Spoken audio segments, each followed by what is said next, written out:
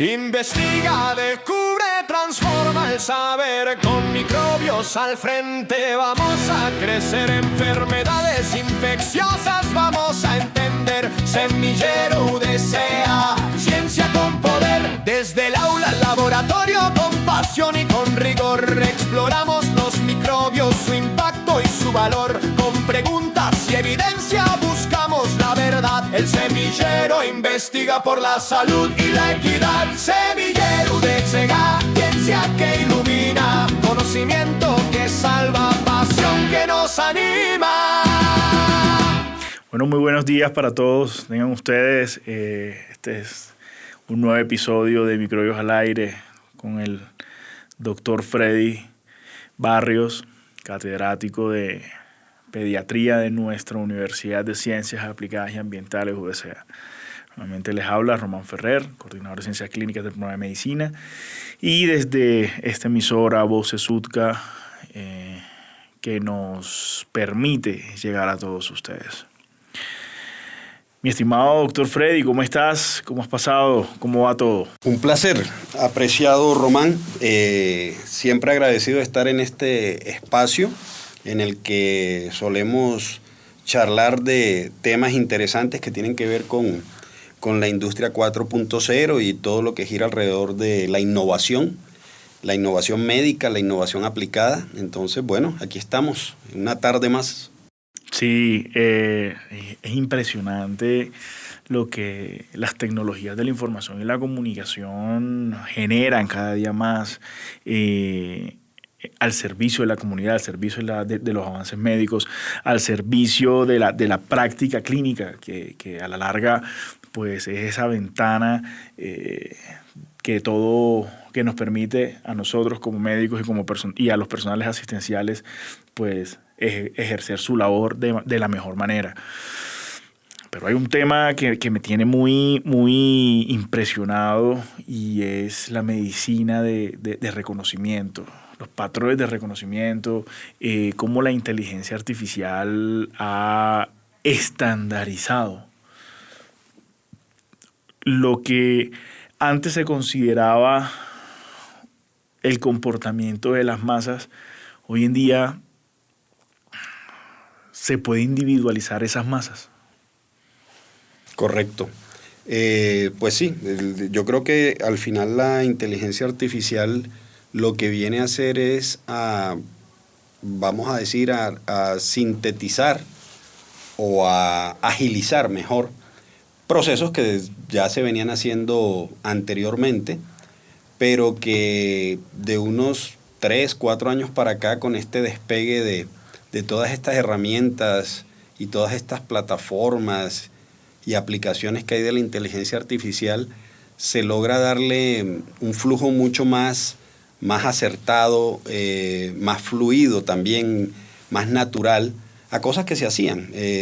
Por ejemplo, en el tema que de pronto nos compete en la microbiología aplicada al área hospitalaria, hay cosas que hemos venido haciendo por años y hay procesos que se han ido puliendo y quizá hemos llegado al punto donde este tipo de herramientas lo que hacen es brindarle eficacia, brindarle eficiencia a como digo, procesos que quizás no son totalmente novedosos, que ya son conocidos, pero que sí ganan un nuevo aire, haciéndose más ágiles y a la última, que es lo que uno necesita, brindando una información mucho más certera, por ejemplo, para el cuidado de los pacientes, para la toma de decisiones y para, por supuesto, la manera en que se usan los recursos que a veces, por ejemplo, en el ámbito hospitalario no son tan abundantes como quisiéramos.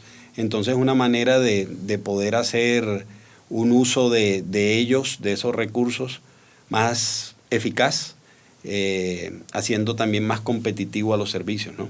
Sí, pero hay un interrogante, y es ¿en qué momento podremos nosotros aquí en Colombia gozar de toda esta tecnología?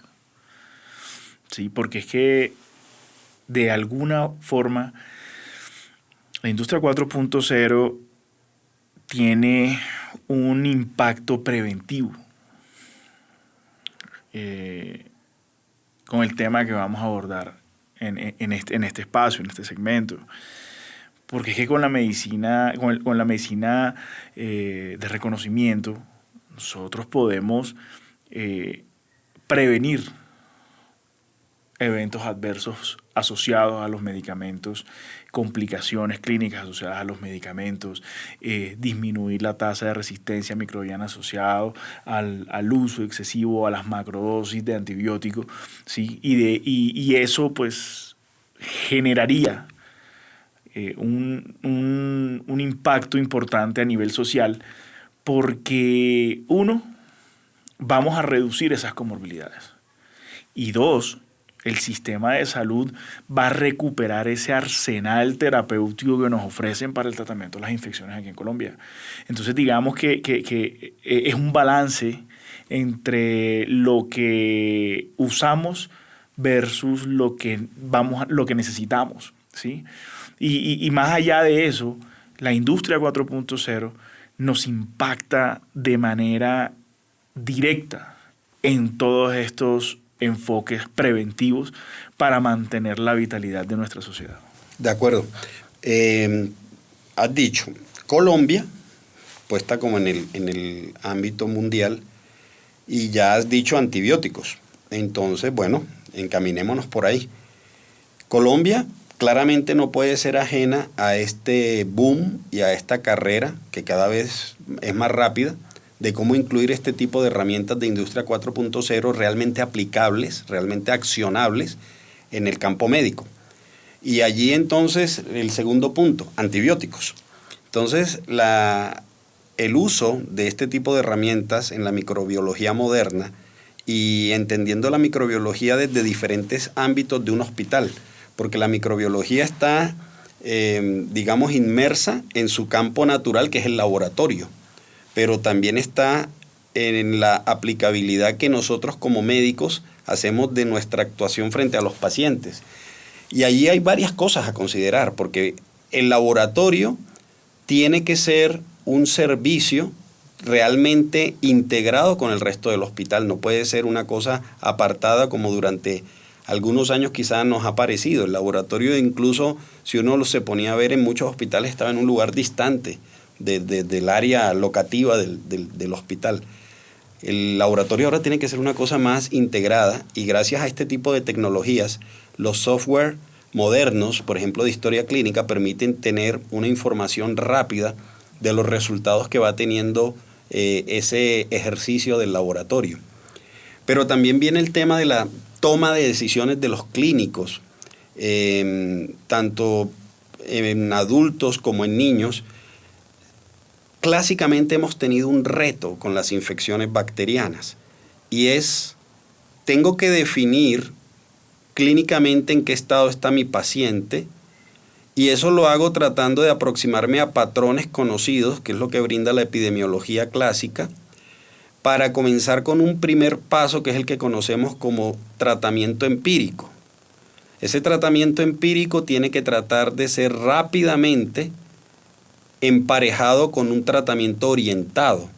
Y ese tratamiento orientado siempre parte del resultado que nos pueda brindar el laboratorio. Y ahí es donde viene esto a marcar una diferencia. Porque lo que hemos hecho por los últimos, 50, 60, 70 años en los hospitales es arrancar ese tratamiento empírico y esperar esas clásicas 48, 72 horas que se demora un resultado de un cultivo habitual. Hoy estamos en otro plan. Este avance tecnológico que también ha tocado a las ciencias genómicas y a las ciencias moleculares, como hablábamos en episodios anteriores, tenemos herramientas como las herramientas moleculares, en donde hoy el resultado de ese patógeno, incluso de la resistencia del patógeno, ya lo tenemos en horas, no en días. Y eso cambia ostensiblemente la práctica. El tema es que vuelvo al punto donde comenzaste, y esa respuesta creo que no la tiene nadie con certeza. Total. ¿Cuándo Colombia entra a esa onda de tecnología plena? No lo sabemos. Y ese es el reto que se le confiere tanto a la parte médica, clínica, quirúrgica, científica, como a la parte administrativa y si lo elevamos a los entes políticos y a quienes toman decisiones en un país como este. Pero ese es el reto. Sí, y tú dijiste algo muy importante. Mira, la práctica clínica se basa, valga la redundancia, en medicina basada en la evidencia. ¿Sí? Las guías de práctica clínica, tras un proceso de investigación arduo, pues a nosotros nos proporcionan las herramientas necesarias para poder deducir el comportamiento de las enfermedades en la población objeto de estudio o la población a donde se enfoca la alternativa terapéutica, ¿sí? Y eso es una estandarización. ¿Por qué? Porque a la larga, pues, las variaciones o las indicaciones mínimas ya se ajusta personalizadamente al paciente, ¿sí? Pero es que las guías de práctica clínica, como anteriormente lo hablamos, nos establecen un panorama del comportamiento de las enfermedades en nuestra sociedad, ¿sí? Y la guía de práctica clínica nos dice, iniciamos tratamiento empírico, porque no tenemos un dato microbiológico, digamos, certero o confirmado, ¿sí? De lo que esté verdad, de esa infección, cómo se está desarrollando. No sabemos quién lo está haciendo, aparte de que tenemos un concepto epidemiológico en el cual pues nosotros podemos deducir el posible agente etiológico, pues no lo sabemos con certeza y lo tenemos que confirmar. Pero ahí esto va ligado al diagnóstico y al tratamiento. Cuando nosotros tenemos un tratamiento en el cual se administra un medicamento como clásicamente lo hacemos, 500 miligramos cada 8 horas, ¿sí? Teniendo en cuenta su principio activo, farmacocinética y farmacodinámica del medicamento, pues ahí estamos cubriendo una dosis que probablemente se encuentre inmersa la concentración mínima de inhibición bacteriana, ¿sí? Y eso es algo estándar. Pero ¿qué pasa? ¿Cuál es la variabilidad? Que de pronto esos 500 miligramos cada 8 horas, por ejemplo, que estamos nosotros administrando, pueda que le sirva a una persona delgada, pero de pronto no le sirve a una persona obesa. Entonces ahí es donde es lo fascinante de la industria 4.0, cuando nos recuerda el significado de la farmacogenómica. Entonces, cuando ya empezamos a adentrarnos en estas particularidades de cada persona, en donde a través de la inteligencia artificial podemos calcular a través de 3 pilares fundamentales del algoritmo, que es la velocidad de metabolismo del complejo enzimático hepático, que es el citocromo P450, ¿sí? Cuando tenemos podemos calcular la velocidad de filtración glomerular y cuando podemos estimar la concentración mínima de inhibición bacteriana en el medicamento, podemos hacer maravillas. Claro. Eso que tú acabas de decir, pues tú lo aterrizaste a este tema de la microbiología médica, pero es el clásico modelo ya entendido desde hace más de 2 décadas de la farmacogenética y la farmacogenómica. En la farmacogenómica, justamente la orientación de esta precisión, porque esto es lo que llamamos medicina de precisión, esta precisión va orientada al objetivo, que para el caso de la microbiología sería el germen. Germen identificado con las resistencias que tenga, debe cumplirse unas características del medicamento que sean acorde para la eliminación completa, ese es el objetivo, del patógeno. Desde el punto de vista de la farmacogenética, eso es farmacogenómica, desde la farmacogenética tenemos entonces al hospedero humano. Entonces, porque estamos hablando de microbiología, por eso claro, hablo de hospedero, pero si estuviéramos en otro ámbito, no sé, oncológico, cardiológico, sigue siendo el humano. Pero acá hablo de hospedero, pues por las características de relación con el germen. Entonces acá lo que necesitamos saber es ese hospedero humano, cómo metaboliza, que era lo que tú estabas diciendo, cómo metaboliza ese fármaco. Entonces, ya tengo una orientación puntual contra el fármaco. Ahora necesito saber el humano al que voy a tratar, cómo se comporta con el fármaco, cuál es la línea y la ruta que el fármaco toma en el humano, cómo lo depura el hígado, cómo lo filtra el riñón, qué tanta biodisponibilidad tiene, qué penetración tiene a los tejidos, porque eso es súper importante en el tema de tratamientos farmacológicos microbiológicos. Ya no me basta solamente con saber que el paciente, voy a decir cualquier cosa, tiene una neumonía producida por un tipo especial de Staphylococcus aureus, sino que tengo que tomar en cuenta la capacidad que tiene de biodisponibilidad en ese humano, la penetración al tejido donde está ocurriendo la infección, cuánto va a demorar en circulación o en los tejidos ese fármaco, tomando en cuenta tanto la depuración hepática como la filtración glomerular, que la mayoría de ellos se van a eliminar por vía renal. Entonces, todas esas variables. Ahora, lo curioso de esto es que nosotros estamos hablando de inteligencia artificial aplicada a esto. Y es genial, claro. Pero aquí el mérito ha sido que esto ha sido a punta, y vamos a decirlo así, de inteligencia natural durante los últimos 3 siglos. Lo cual también es un mérito.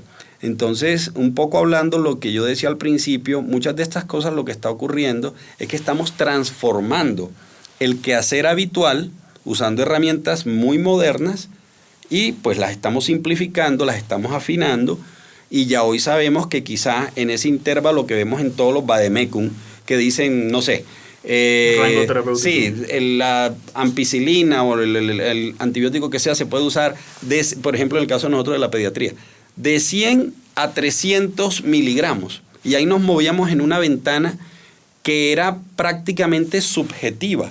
Era el tratante quien decía, bueno, le voy a dar a 100, o le voy a dar a 150, o le voy a dar a 200. Pero no había un parámetro real que dijera, esto corresponde a eso, salvo en casos como por ejemplo en el tema de los de la meningitis, de la meningitis, o por ejemplo para nosotros en el quehacer diario del neumococo. Entonces, cuando uno piensa, por ejemplo, en una faringitis, donde el estreptococo suele tener una respuesta buena, se podrían usar dosis de 50, 60 miligramos. Casi nadie las usa, poco más por temor que por otra cosa racional. Pero en cambio sabemos que neumococos de sensibilidad intermedia implican usar esa dosis a más de 90 miligramos por kilo. Entonces, esas singularidades subjetivas, con el paso de los siguientes años, muy probablemente van a desaparecer, porque basados en un algoritmo que tenga este entrenamiento y esta alimentación de información, vamos a tener esa respuesta mucho más certera en cuanto a decir, este paciente de estas características, con el aislamiento de este germen en tal concentración, produciendo determinada infección en determinado órgano o tejido del cuerpo, implica un uso de dosis de tal manera, en tal horario, por tantos días. Porque viene también el tema de la subjetividad de los días, ¿no? Sí, claro, total. Y incluso lo que tú has dicho ha sido como ese timeline que hemos venido mencionando en relación a la evolución de la práctica médica. No, claramente la práctica clínica, la práctica médica, la práctica asistencial ha evolucionado constantemente y siempre está a cambios. ¿Por qué? Porque las guías de práctica clínica nos permiten detectar todas esas variaciones de las enfermedades contemporáneas, ¿sí? Pero más allá de eso, de la práctica clínica, es todas estas herramientas que nos permiten a nosotros tener una atención segura. Porque es que el hecho de prevenir los eventos adversos asociados a un medicamento, ya automáticamente tú impactas en la rehabilitación y funcionalidad de tu paciente en un futuro. Ya, no, que lo que pasa es que la concentración de vancomicina, concentración plena, que es uno de los medicamentos más usados, más efectivos, o sea que más efectivos para controlar infecciones fuertes, infecciones al cuidado de la salud, ¿sí? Pero tiene su efecto adverso, que es el deterioro renal, progresivamente hablando. Entonces, qué bonito sería que de pronto esa vancomicina, que es de un uso importante en la práctica médica, se pueda dosificar, ¿sí? Se pueda dosificar acorde no a la concentración, sino a la fisiología propia del paciente. Sí, personalizar. Personalizar, exacto. Y no estamos haciendo nada diferente a lo que hacemos ahora. Lo que pasa es que esas herramientas tecnológicas, que en este caso la inteligencia artificial, nos proporciona a nosotros información para optimizar el tratamiento de X paciente. Por ejemplo, no nos estamos saliendo de una guía de práctica clínica de sepsis. No nos estamos saliendo. Pero en esa guía de práctica clínica de sepsis que nosotros estamos como médicos interpretando, adaptando, ajustando, aplicando a nuestro paciente, ¿sí? Con una formulación estandarizada, porque eso es hasta una formulación inteligente. Y esa formulación inteligente nos permite a nosotros disminuir el riesgo atribuible a la atención en salud. Correcto. Una de las cosas que yo creo que se ha ganado es en esa búsqueda de la seguridad del paciente, de optimizar estos manejos antibióticos, un recurso valiosísimo de difusión mundial que tuvo un auge enorme en los últimos 20 años, 30 años, y es primero la creación de una conciencia del uso racional de antibióticos, movidos, obviamente, primariamente, por el temor real, fundado, a la resistencia antimicrobiana. Dio lugar a herramientas, procesos que hoy usamos, conocidos, por ejemplo, como los programas de optimización de antibióticos, los famosos PROA.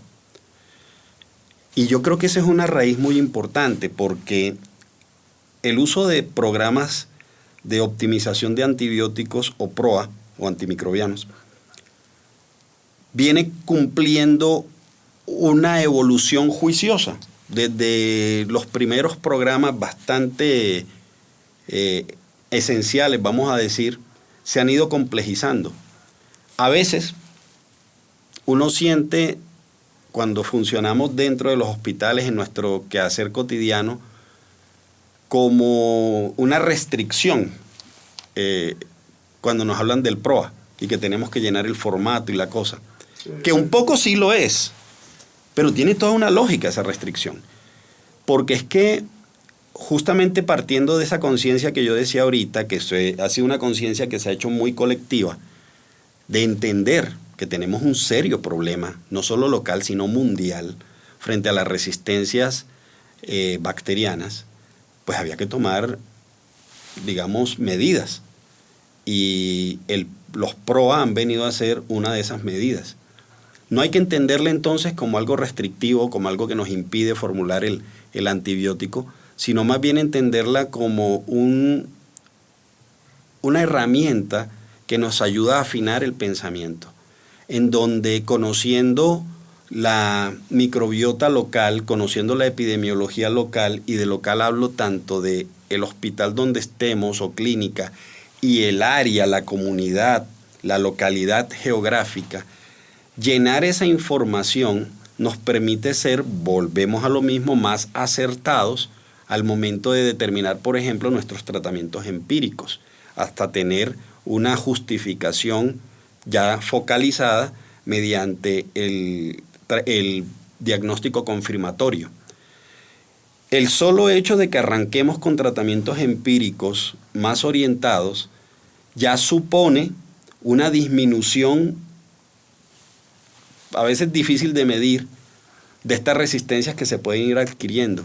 Porque hay que entender que la resistencia bacteriana tiene un efecto obvio en el enfermo, en el hospedero de ese momento. Pero es que también supone, y a veces lo olvidamos, una presión frente a la microbiota que circula en el hospital. Es una presión que termina aumentando las resistencias y que se termina convirtiendo entonces en retos mayores de recirculación de gérmenes, de infección intrahospitalaria, que no son temas menores.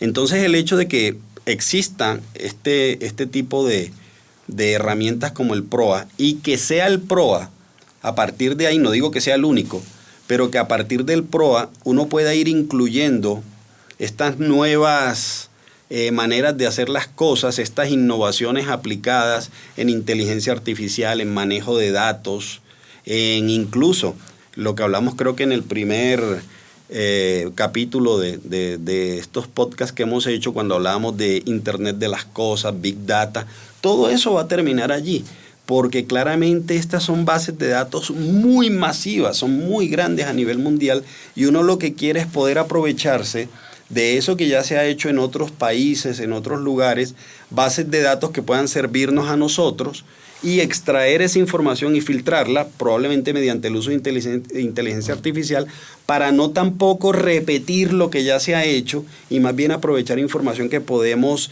ir depurando e ir bajando al nivel en el que nosotros estemos y sacarle toda la utilidad que podamos a información que está allí. Mira, tú has dicho algo muy importante. O sea, acabas de explicar dos conceptos que se confunden constantemente. Y los hemos venido hablando. Normalmente la gente o las personas que tratan estos temas confunden mucho la medicina de reconocimiento con la medicina de precisión. Pero ambas son complementarias y ambas existen, ¿sí? Y acabamos de fusionar en un escenario real lo que es medicina de reconocimiento y medicina de precisión. ¿Qué es la medicina de reconocimiento? Para ser más claros, es poder identificar condiciones biológicas en las cuales estás inmerso. Y la medicina de precisión, ¿cuál es? El poder tratar dirigidamente ese hallazgo biológico que reconociste. Así es. Y son complementarios, ¿sí? Y la industria 4.0, como lo has dicho, Big Data, Internet de las cosas, inteligencia artificial, realidad aumentada, nos hace una proyección de un posible evento que se puede cumplir en la realidad, ¿sí? Por ejemplo, ahorita hay una tendencia, ¿sí? Con la industria 4.0 y todas estas tecnologías de la información y la comunicación, de los gemelos digitales. Eso es espectacular. Esa es la magnificación de la importancia de la simulación clínica. ¿Cómo tú puedes fusionar, por ejemplo, en este caso, y cómo puedes mirar en vivo y en directo lo que establece los principios de farmacogenómica, de farmacogenética, ¿sí? En un escenario en el cual se crean unos gemelos digitales, ¿sí? Con la información de un paciente, de esos tres pilares, de la velocidad de metabolismo del citocromo P450, de la tasa de filtración glomerular y la concentración mínima inhibitoria microbiana del medicamento, del antibiótico y del agente etiológico, como en un escenario virtual se puede visualizar la proyección de la alternativa terapéutica, la eficacia de la farmacología, del tratamiento farmacológico que podemos proyectar, con dos principios básicos: farmacocinética y farmacodinámica. Entonces, si contamos con todas estas herramientas al servicio de la comunidad, ¿sí? La medicina la medicina de reconocimiento y la medicina de precisión confluyen en un resultado: medicina preventiva y alternativas terapéuticas efectivas. Así es. Eso que tú acabas de decir, a mí me parece fantástico, ese tema de los gemelos digitales, como filosofía que se puede ampliar además a un montón de cosas. Además que me hace recordar algo, y es algo que solemos conversar con los estudiantes, y es como la ciencia médica, como ciencia, obviamente termina valiéndose de otros saberes y de otros campos del conocimiento. Este tipo de filosofía de los gemelos digitales ya ha venido siendo usada hace mucho tiempo. Y curiosamente, la medicina como ciencia suele valerse de la guerra. Y en la industria militar, desde hace décadas ya, se usan los famosos posibles escenarios. Y eso es lo que también se llamaban The War Games, o los juegos de guerra, en donde desencadenando un evento, tú tratabas de establecer, modificando factores en medio, cuál era el escenario final. Y eso es al final lo que trae este tipo de filosofías tecnológicas como los gemelos digitales, en donde tú, sin tener que intervenir en un humano y, por supuesto, no comprometiendo todo el tema ético que a veces sugieren ciertas cosas, así como se puede aplicar para la parte clínica aplicable como tal, pura, también se puede usar en la investigación. Y yo creo que esto va a ser una revolución. Si hablamos, por ejemplo, en el caso de búsqueda de nuevos antibióticos, si nos metemos en la industria farmacéutica de investigación, hace realmente mucho tiempo que, si miramos, no tenemos verdaderos nuevos antibióticos. Los antibióticos que tenemos siguen siendo, la gran mayoría de ellos, no digo que no, pero la gran mayoría siguen siendo derivaciones investigativas dentro de los mismos grupos o familias de antibióticos que han sido tradicionales para nosotros los últimos 80 años. Este tema de poder contar con herramientas tecnológicas que produzcan esta simulación anexa al mundo real, tipo gemelos digitales y cosas de este estilo, hoy se pueden hacer modelos de muchas cosas a nivel molecular. De hecho, el premio Nobel de hace 2 o 3 años con los software de reconocimiento y entendimiento de la tridimensionalidad de las moléculas, hoy nos pone en otro escenario, porque yo pienso que estamos a la puerta de lo que las siguientes generaciones de médicos van a disfrutar, en donde la investigación intralaboratorio rápidamente se va a trasladar a la aplicación clínica, porque los tiempos se van a reducir muchísimo, los tiempos de experimentación se van a reducir muchísimo. De pronto, no lo sé, esa ese número de muestra que se necesitaba para llevar a cabo una investigación básica, también se va a reducir. Vamos a reducir, incluso cuando esto esté instaurado, gastos. Y el tiempo que se tomaba en lanzar un medicamento innovador se va a reducir en años, y va a permitir que el tratamiento real, que cuando ya un medicamento sale al mercado es cuando se hacen los estudios fase 4, fase 3 se hace hasta previo el lanzamiento. Cuando el medicamento se lanza es cuando se hacen los fase 4.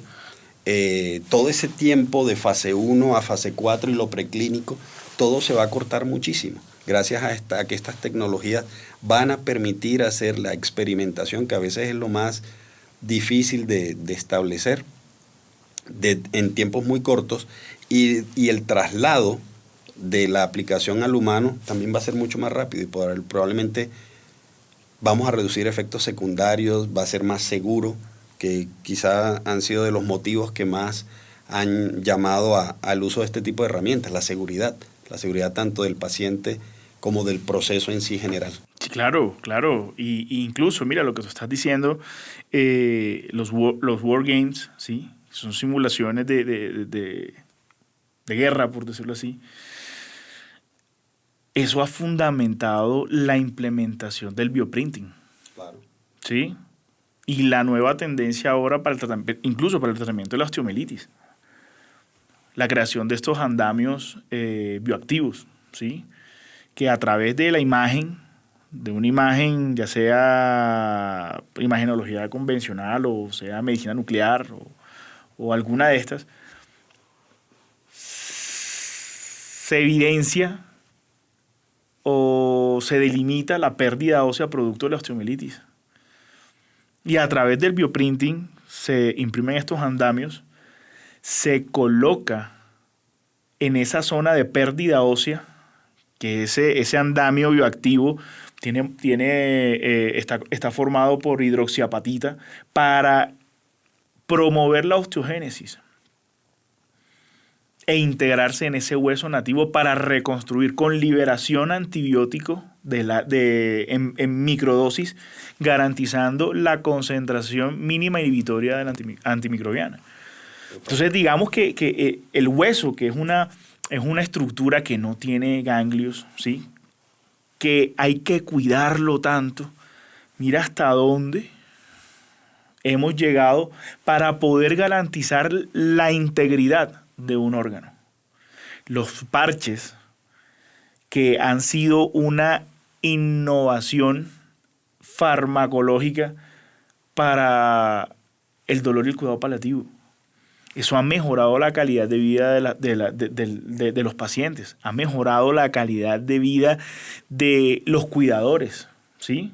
Ha mejorado la calidad de vida de quienes usan estos parches, porque se han reducido psicoestimulaciones propias del medicamento, deterioro orgánico producto del medicamento, ha mejorado la adherencia al tratamiento terapéutico. Entonces son tecnologías que nos han permitido a nosotros mejorar, practicar, ejercer la medicina de manera segura. Yo creo que, bueno, de hecho, te lo dejo allí flotando. Yo creo que deberíamos dedicarle episodios posteriores a este específicamente a eso. Por ejemplo, está todo este tema, así como lo dices, de la bioimpresión, hace parte de lo que se llaman hoy las terapias avanzadas en medicina. Entonces está la medicina regenerativa, la bioimpresión, de todo lo que tiene que ver con ciencia de tejidos, terapia celular avanzada. Yo creo que deberíamos en algún momento dedicarle específicamente a eso, claro, porque sí, es fascinante y hay muchísima cosa que hablar al respecto. Pero creo que tendríamos que tenerlo ahí en hay muchas cosas que se vienen en medicina y no podemos ser ajenos a ello. Sí, la evolución tecnológica tiene muchos bemoles, ¿sí? Las ciencias biomédicas han tenido un crecimiento exponencial tan amplio que se han podido salvar muchas vidas. E incluso ha cambiado la percepción de la existencia de ciertas enfermedades. Y no significa que no estén ahí. Significa que como son tratables, son prevenibles, pensamos que ya no existen. Pero es que gracias a todas estas alternativas terapéuticas que hemos tenido, es que hemos tenido esa concepción de eso ya no se ve, eso ya no se usa, eso ya no está, ¿sí? Y ha sido por eso. Por eso las tecnologías en las ciencias biológicas, en las ciencias biomédicas, ¿sí?, que impactan en nuestra práctica clínica cotidiana, tienen un gran valor, ¿sí?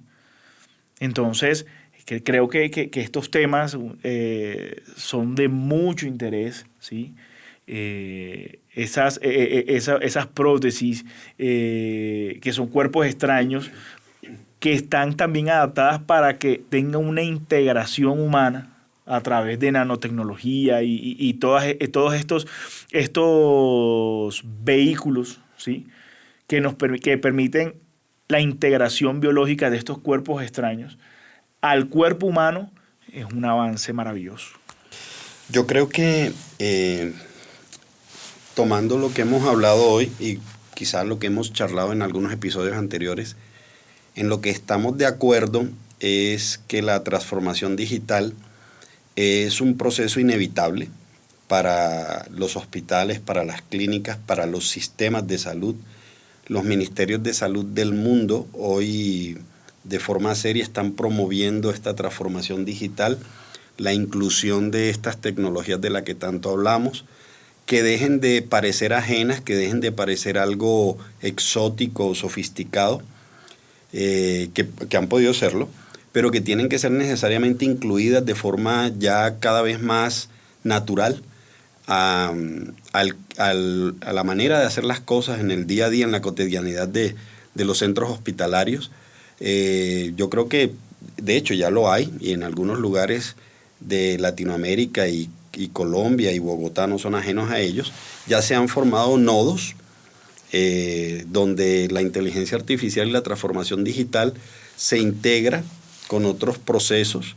Definitivamente el área de infectología o microbiología ha sido de las primeras que ha ido incursionando en este tema. Pienso que a veces por eso se cree que este tipo de innovaciones tecnológicas solamente están ocupadas en ese campo, cuando definitivamente todas las áreas hospitalarias van a tener que estar implicadas aquí.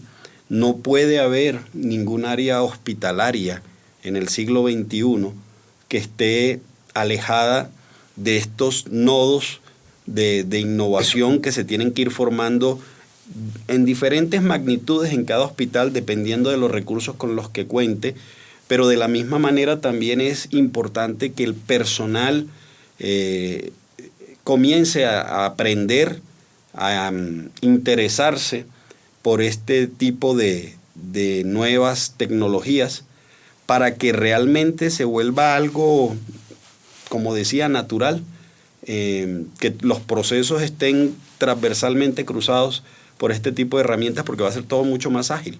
El manejo documental, la eficacia, la eficiencia, la seguridad del paciente, incluso la gobernanza que tiene que ajustarse para que las cosas ni se salgan de control, pero que tampoco se queden cortas, ni haya zonas grises en la auditoría y el monitoreo y el control que tienen que tener los procesos que estén implicados en Industria 4.0 o inteligencia artificial, que se puede ir incluyendo poco a poco a las instituciones. Incluso lo que tú acabas de decir está contemplado en la política de innovación, ciencia y tecnología del 2021 al 2030, y es una política que rige en el territorio colombiano.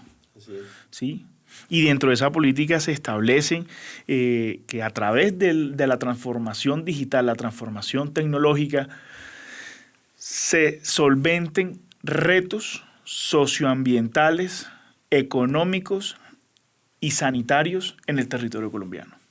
Yo creo que nosotros lo que estamos hablando se articula mucho con las políticas públicas en salud, que nuestro sistema de seguridad social colombiano nos lo permite hacer. Pero hay un tema. ¿Cuándo podemos adquirir estas tecnologías? Pues eso es un tema que se sale, digamos, de nuestro resorte. Pero lo importante es que nosotros como científicos, como médicos, ¿sí?, tenemos conocimiento de que estas tecnologías existen y nos pueden servir en gran magnitud. Bueno, Freddy, me complace haber compartido este espacio contigo. Como siempre, tocamos temas de interés masivo y espero que cada vez podamos llevar esta información tan valiosa a todos nuestros espectadores y oyentes. Muchísimas gracias. Para mí siempre es un enorme placer y sabes que estoy completamente a la orden para este espacio. Y no, simplemente seguiremos charlando de estos temas que tanto nos gustan y aquí estaremos. Claro que sí, Freddy. Bueno, estimados espectadores, desde la Universidad de Ciencias Aplicadas y Ambientales UDCA y desde nuestra emisora Voces UTCA, agradecemos su permanencia, agradecemos su asistencia y espero que nos sigan acompañando en todas estas emisiones. Muchas gracias. Un saludo muy especial a toda la comunidad académica de la Universidad de Ciencias Aplicadas y Ambientales. Querida comunidad universitaria de la UDCA. Los acompañaremos el día de hoy con este gran... Estamos aquí transmitiendo... Bienvenidos a una nueva edición de Voces UDCA. Gracias, queridos oyentes. Nos escuchamos en una próxima ocasión. Muy buenos días a todos los oyentes de Voces de la UTCA. Bueno, y eso es todo por el episodio de hoy. Gracias por escuchar. Los invitamos a seguir conectados con nuestras historias que inspiran. Hasta la próxima.